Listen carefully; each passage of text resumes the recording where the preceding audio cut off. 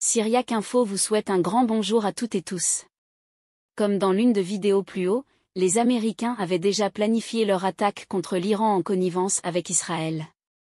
Aujourd'hui le 22 juin Donald Trump l'a fait point, mais nous nous demandons toujours jusqu'où les États-Unis veulent-ils aller avec ces différentes guerres depuis le Vietnam jusqu'à ce jour, sans compter son allié préféré qu'est Israël? Et entre autres nous avons d'autres pays arabes, musulmans, qui ne resteront pas en simples observateurs. Jusqu'où cette escalade ira-t-elle? Je vous laisse regarder la vidéo et faites vos investigations historiques en vous souhaitant bon visionnage.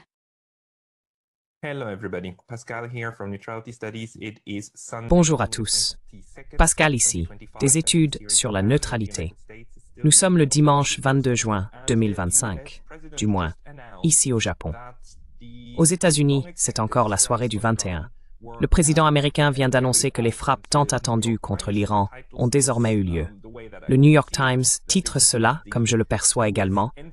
Il s'agit de l'entrée des États-Unis dans la guerre contre l'Iran.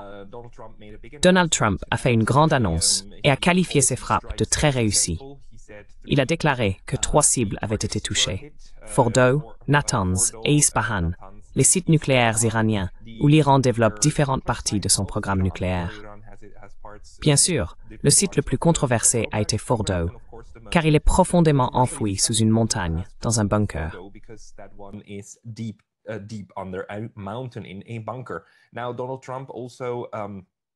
Maintenant, Donald Trump nous livre également des déclarations officielles sur la page Twitter de la Maison-Blanche, dans lesquelles il annonce ce qu'il qualifie de frappe extrêmement réussie. Nous avons mené à bien notre attaque très réussie contre les 3 sites nucléaires en Iran, dont Fordow, Natanz et Ispahan. Tous les avions sont désormais hors de l'espace aérien iranien. Une charge complète de bombes a été larguée sur le site principal, Fordow. Tous les avions rentrent chez eux en toute sécurité. Félicitations à nos formidables guerriers américains. Il n'existe aucune autre armée au monde qui aurait pu accomplir cela. Maintenant, c'est le moment de la paix.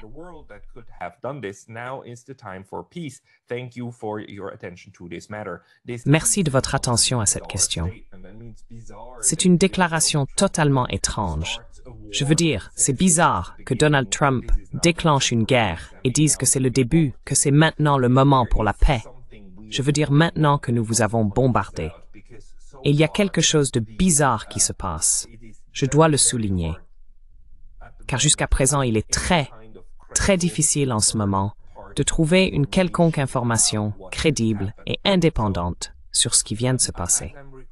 Donc, au moment où j'enregistre ceci, il est environ 8h30 du matin à Téhéran, et nous n'avons encore vu aucune image, du moins aucune que j'ai pu trouver, de ce qui a été frappé et de ce qui s'est réellement passé.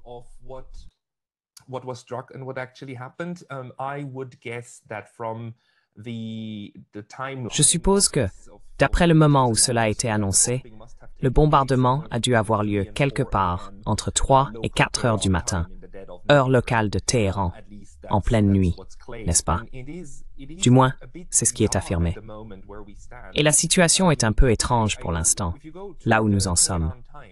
Si vous allez sur le site du Tehran Times, la page d'accueil qui devrait fournir des informations à ce sujet, tout ce que nous trouvons pour l'instant, ici vers 8 ou 8h30 du matin, heure de Téhéran, c'est une déclaration de l'Agence de l'énergie nucléaire, l'Organisation de l'énergie atomique d'Iran. Laissez-moi vous lire ce qu'ils disent à ce moment précis.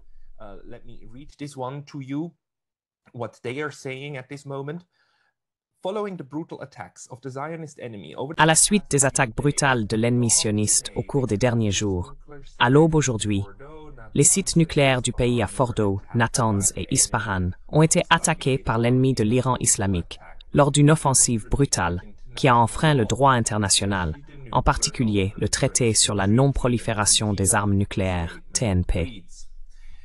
Le communiqué indique: cette action, contraire au droit international, a malheureusement été menée dans l'indifférence générale, voire avec la coopération de l'Agence internationale de l'énergie atomique. Il ajoute que l'ennemi américain, par l'intermédiaire du président de ce pays, a revendiqué la responsabilité de l'attaque contre les sites susmentionnés, qui sont placés sous la surveillance continue de l'Agence internationale de l'énergie atomique conformément à l'accord de garantie et au TNP.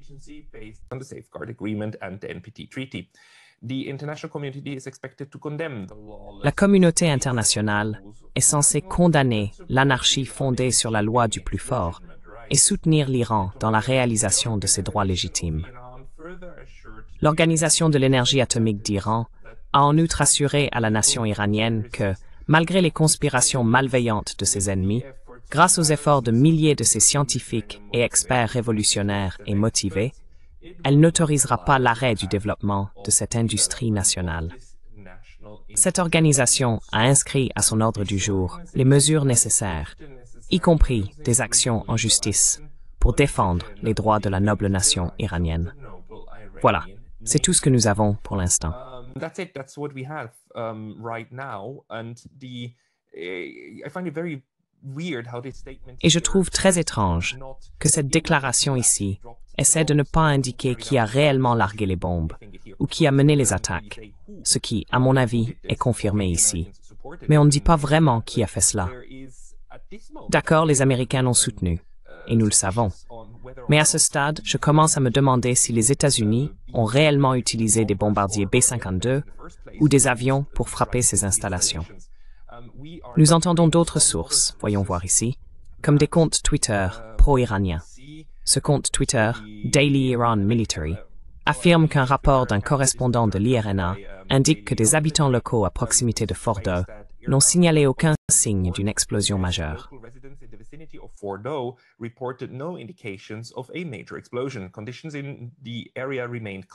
Les conditions dans la région sont restées calmes et routinières. Les experts officiels devraient publier d'autres détails au fur et à mesure de l'avancée de l'enquête. Selon un autre témoignage, l'Iran Observer, l'installation souterraine du site nucléaire de Fordow n'a pas été endommagée. Les dégâts se situent en surface. De plus, l'une des présentatrices iraniennes, qui est récemment devenue très célèbre parce qu'elle a dû fuir son émission en direct lorsque sa chaîne de télévision à Téhéran a été attaquée, écrit sur son compte Twitter que les médias d'État iraniens affirment que les dégâts causés par les frappes américaines à Fordow se limitent à seulement 2 tunnels, l'entrée et la sortie. Le cœur du site reste intact. Je ne sais pas quoi en penser.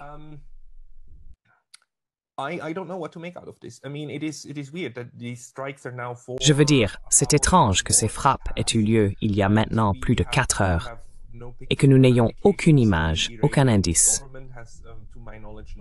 À ma connaissance, le gouvernement iranien n'a pas encore publié de nouvelles déclarations. Nous voyons aussi que les États-Unis essaient de présenter cela comme une grande victoire contre la puissance nucléaire, les capacités nucléaires de l'Iran. Et la deuxième déclaration de la Maison-Blanche, entièrement en majuscules, c'est dire à quel point cette administration est devenue infantile.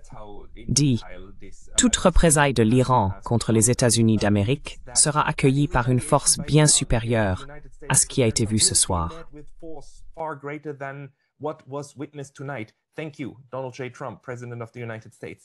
Merci, Donald J. Trump, président des États-Unis.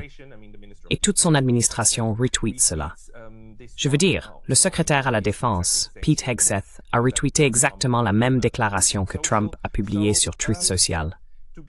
Donc oui, pour être honnête, à mes yeux, cela ressemble à une volonté des États-Unis de s'impliquer, de faire quelque chose, et à une tentative de provoquer les Iraniens pour qu'ils ripostent. Mais, il y a 2 possibilités en ce moment, d'après ce que je vois.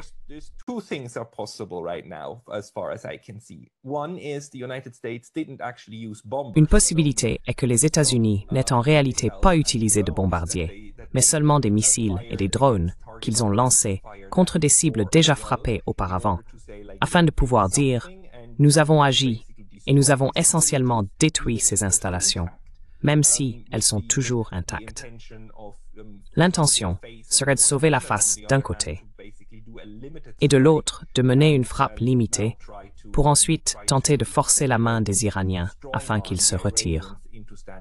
Ou bien, si ces frappes ont effectivement réussi, il est aussi possible que les Iraniens essayent actuellement de minimiser la situation et aient besoin d'un peu plus de temps pour se réorganiser et décider de leur réaction, surtout si Fordow a réellement été détruit comme il se doit.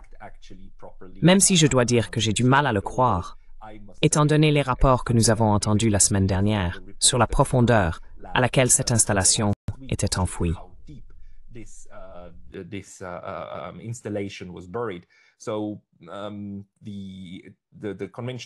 Donc, la sagesse conventionnelle voulait qu'il faille au moins plusieurs munitions anti-bunker qui frappent exactement au même endroit, ce qui serait extrêmement difficile à réaliser, même si vous parvenez à amener vos avions directement au-dessus de cette zone. Donc, il se passe quelque chose d'étrange. Nous avons, bien sûr, Trump qui fait tout un spectacle en annonçant à quel point c'était génial, merveilleux et parfait, avec aussi ces 3 cavaliers de l'Apocalypse juste derrière lui, affichant cette démonstration d'unité. Et vous savez, Donald Trump debout devant les caméras, pas assis à son bureau, mais faisant cela en grande pompe. C'est aussi quelque chose qu'il ne fait pas souvent. C'est donc clairement une annonce qu'il veut porter le plus possible pour montrer que les États-Unis ont désormais frappé l'Iran.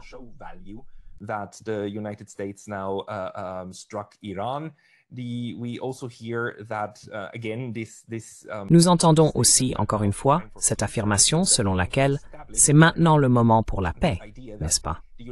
Donc il veut apparemment établir l'idée que les États-Unis peuvent attaquer l'Iran et qu'ensuite l'Iran cessera en fait de riposter, ne répliquera pas et voudra réellement la paix.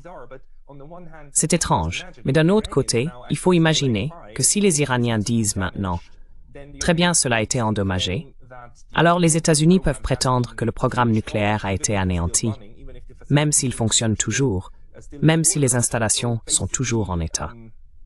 Donc en gros, quoi qu'il en soit, cela ouvre clairement de nombreuses possibilités de tromperie mutuelle. Et la question est, comme Glenn Greenwald le souligne ici, que fera l'Iran, n'est-ce pas?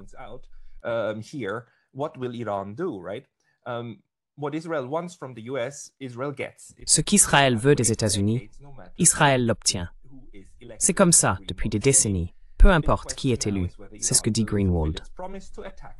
La grande question maintenant est de savoir si l'Iran tiendra sa promesse d'attaquer les nombreuses bases américaines vulnérables au Moyen-Orient et ou les actifs pétroliers et financiers dans cette région. Il me semble que cette attaque vise peut-être à plus qu'à simplement éliminer ces sites nucléaires. Elle a pour but de provoquer l'Iran à attaquer maintenant les bases militaires américaines afin de pouvoir ensuite riposter conjointement avec les Israéliens. Parce que, encore une fois, je trouve cela vraiment étrange. Cette idée aussi que Trump ait immédiatement dû annoncer que les bombardiers, que les avions sont en train de rentrer.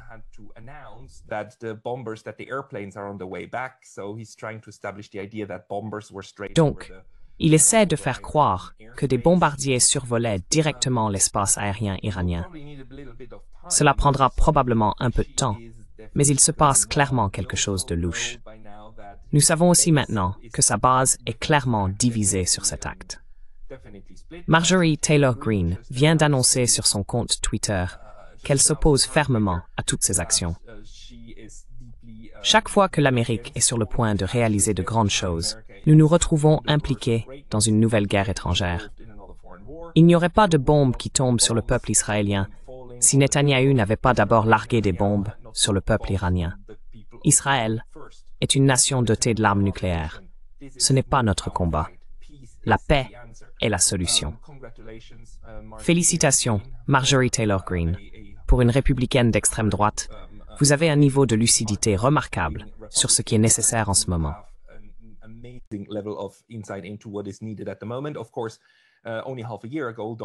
Bien sûr, il y a seulement 6 mois, Donald Trump disait exactement la même chose, exactement les mêmes propos, n'est-ce pas? Que les États-Unis devaient rester en dehors de ces guerres sans fin au Moyen-Orient et partout dans le monde. Et maintenant, il en déclenche pratiquement une nouvelle. C'est aussi quelque chose qui met en colère des gens de tous bords. Simon Ateba rapporte que les démocrates sont scandalisés à Washington que Trump ait bombardé l'Iran sans l'approbation du Congrès. Une décision majeure, disent-ils, qui met en danger chaque Américain, ce qui est absolument vrai. Et je dois rappeler, encore une fois, qu'en vertu de la Constitution américaine, c'est bien sûr au Congrès qu'est confié le pouvoir de déclarer la guerre. that is vested with the power of making war. And the administration here again took. Et ici, une fois de plus, l'administration s'est octroyée la liberté d'agir ainsi, enfreignant ainsi la Constitution américaine. Par conséquent, Schumer, selon CNN World, exige des explications après que Trump a ordonné ces frappes. Le Congrès doit absolument agir pour récupérer ses pouvoirs essentiels. Une autre information que nous pouvons trouver sur la situation actuelle, c'est qu'apparemment, aucune radiation n'a été détectée dans le Golfe ou les États arabes après ces frappes. Ce qui m'indique à nouveau que quoi qu'il ait été touché sur ces 3 sites, cela semble soit avoir été enterré si profondément qu'il ne s'est rien passé de significatif, rien n'a fui, ou alors, eh bien c'est peut-être une tempête dans un verre d'eau.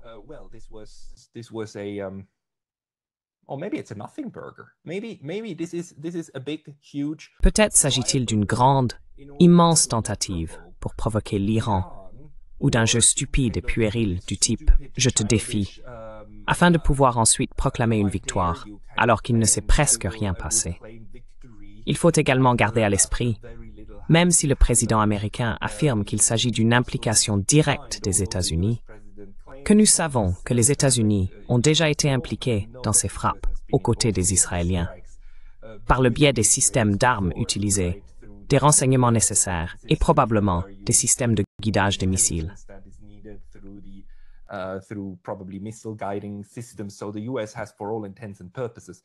Ainsi, les États-Unis ont, pour ainsi dire, déjà fait partie intégrante de l'ensemble des attaques.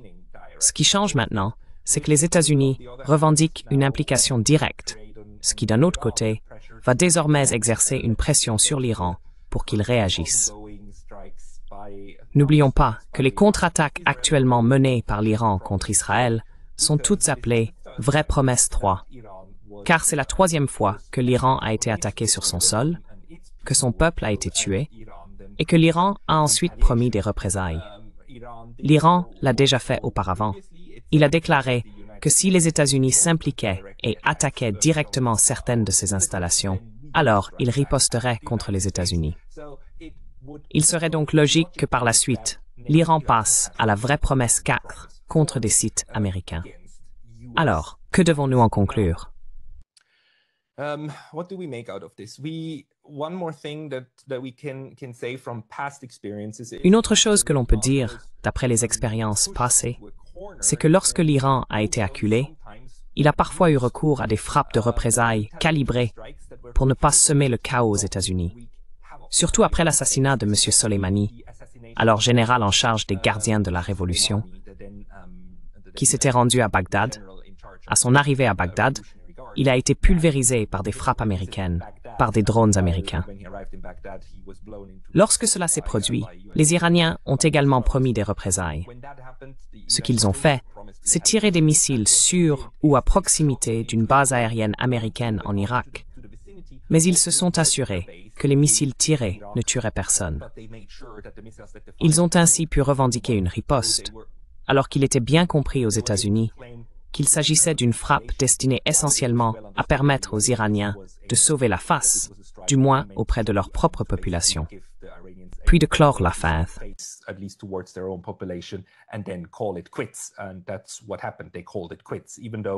Et c'est ce qui s'est passé.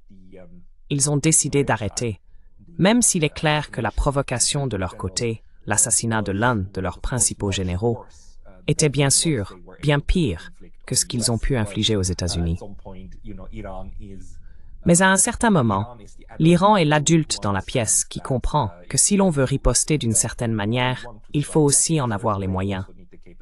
Et du moins en 2020, c'était en janvier 2020, si je me souviens bien, si l'on veut riposter avec force, il faut en avoir les capacités.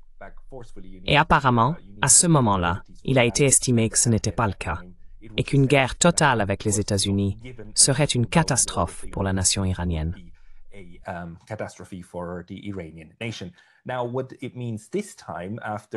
Maintenant, ce que cela signifie cette fois-ci, après de très nombreux cycles d'escalade, si l'Iran devait refaire quelque chose de similaire, je ne sais pas. Je veux dire, cela dépendra du niveau de destruction actuel sur ces sites. Si les rapports actuels sont corrects, et que notamment Fordow n'a pas été sérieusement touché, n'a pas été sérieusement détruit, alors je pense que les Iraniens auraient toutes les raisons d'essayer de limiter leur riposte. D'un autre côté, si le site a été gravement endommagé, voire détruit, cela pourrait aussi se vérifier, même si dans ce cas, l'incitation à causer des dégâts aux États-Unis est également assez forte, surtout s'il y a des victimes lors de ces attaques. C'est aussi quelque chose que nous ne savons pas encore. Y a-t-il eu des morts ou non?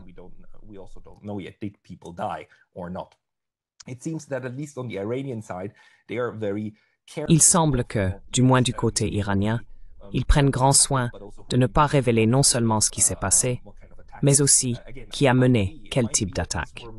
Encore une fois, il se pourrait que ce soit des missiles et des drones lancés depuis Israël, et que les États-Unis essayent maintenant de pousser l'Iran à réagir de façon plus importante. Jusqu'à présent, nous ne savons pas non plus combien de ces capacités américaines sont réellement présentes dans la région. On parle de 3 porte-avions dans ou près du Golfe, et aussi d'avions rassemblés en Arabie Saoudite afin d'être prêts. Ou peut-être que ce sont ceux qui ont été utilisés lors de cette attaque surprise. Ce n'est pas clair. Ce que l'on peut dire, c'est qu'il s'agit clairement d'une provocation. C'est clairement destiné à exercer, encore une fois, non seulement une pression militaire, mais aussi politique sur l'Iran.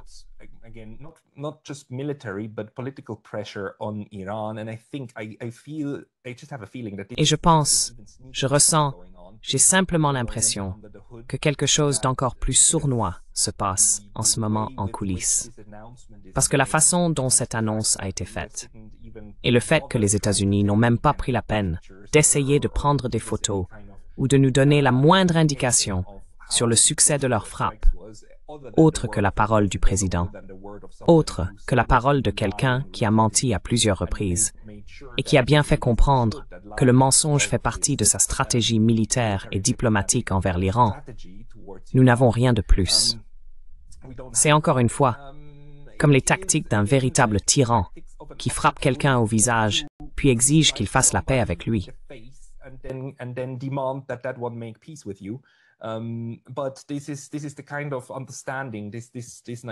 Mais c'est ce genre de compréhension, cette compréhension naïve, infantile, que Donald Trump et une grande partie de l'administration américaine, y compris les néoconservateurs, ont de ce que signifie réellement la paix par la force. Si l'Iran choisit de riposter, mais pas contre les États-Unis, plutôt contre Israël, cela pourrait être, par exemple, une issue possible. Si l'Iran disait « D'accord, nous estimons que cette frappe a été menée à l'instigation et sur l'ordre d'Israël, et que les États-Unis n'étaient impliqués que comme ils le sont dans d'autres affaires, mais nous riposterons contre Israël, pas contre les troupes américaines. » Alors cela priverait l'administration américaine d'un autre argument pour utiliser davantage ses capacités militaires en Iran.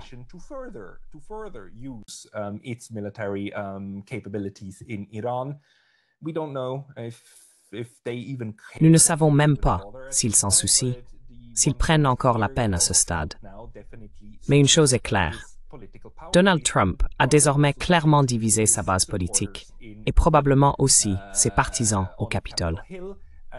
Permettez-moi de vous rappeler que le nombre de personnes réclamant la destitution de Trump est en augmentation.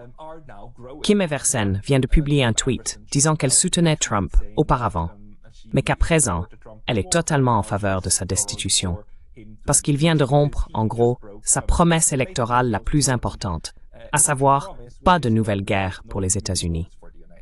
Il vient de rendre la menace de destitution plus sérieuse pour lui-même. Car c'était quelque chose que l'on pensait devoir attendre, au moins jusqu'aux élections de mi-mandat. S'il a déjà aliéné suffisamment de membres du Congrès au Capitole pour qu'ils rejoignent les démocrates en vue d'une procédure de destitution contre lui, il pourrait être en réelle difficulté.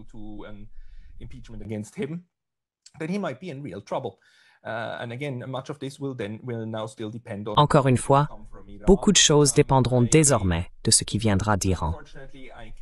Malheureusement, je ne peux pas vous en dire plus, car aucune information supplémentaire n'a été communiquée, mais nous continuerons à surveiller la situation et à publier des mises à jour au fur et à mesure de son évolution. Croisons les doigts et prions pour que cela ne soit pas le début d'une guerre encore plus vaste. Il semble, même si cela paraît contradictoire, mais il me semble qu'à ce stade, la situation pourrait encore être désamorcée et donne en réalité plus de marge de manœuvre aux Iraniens, qui peuvent maintenant prendre le temps d'évaluer ce qui s'est passé et comment ils souhaitent réagir. S'agira-t-il d'une véritable promesse et contre qui sera-t-elle dirigée? Nous verrons ce qu'il adviendra. We'll see what happens.